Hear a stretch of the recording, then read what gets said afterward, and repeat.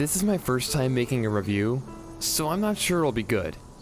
Sin here. Today I'm giving you a review of a game called Bright Memory. This game was developed by FYQD Studio and published by Playism. What's interesting is that FYQD did most of the gameplay elements himself. It's just a single Chinese dude. Kinda reminds me of Lost Soul Aside before Sony gave him a studio. Bright Memory just got out of early access and it's $7 on Steam and on sale currently. And if you buy this before the release of the full version, Bright Memory Infinite, you'll get it for free. About this game, the visuals look fantastic on the Unreal Engine, though I had to turn on VSync to avoid some screen tearing.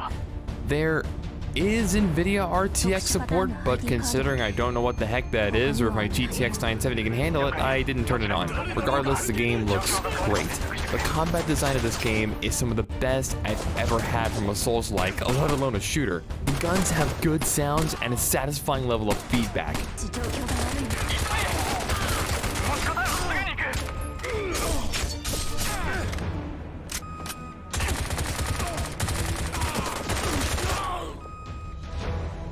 Your melee weapon feels great to use and is a good fit for your arsenal, and trust me, you will want to use it. Firing my guns, mixing with melee attacks, and grapple hooking my enemies in the face, and boosted dodges made me feel the rush I haven't felt from a game in a long time, even if keyboard and mouse isn't my strong suit.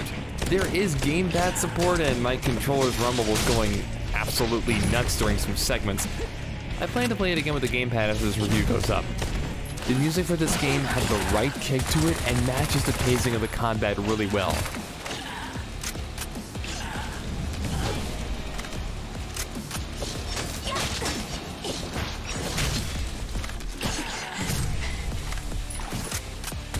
The only way it could have been better is if Hiroyuki Sawano was the one doing the tracks.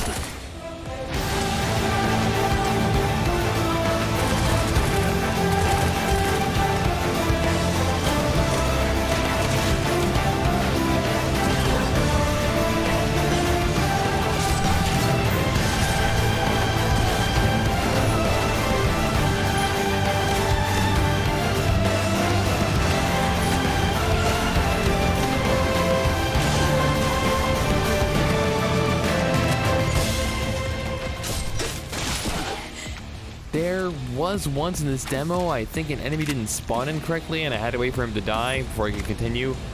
Minor setback, but it was long enough that it was noticeable. You may have noticed that I have this game set to Japanese audio. The English dubbing is alright, but I did notice in the trailer the dub has some lip syncing issues.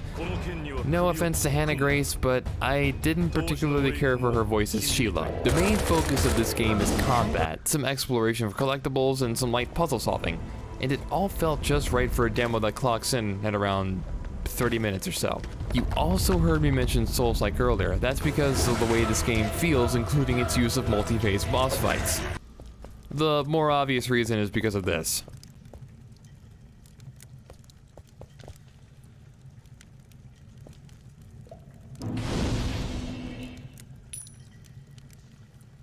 The upgrade tree has some really interesting things, even if the action keys for some of these abilities were a bit strange, like pressing F twice for one ability or pressing F 3 times for another.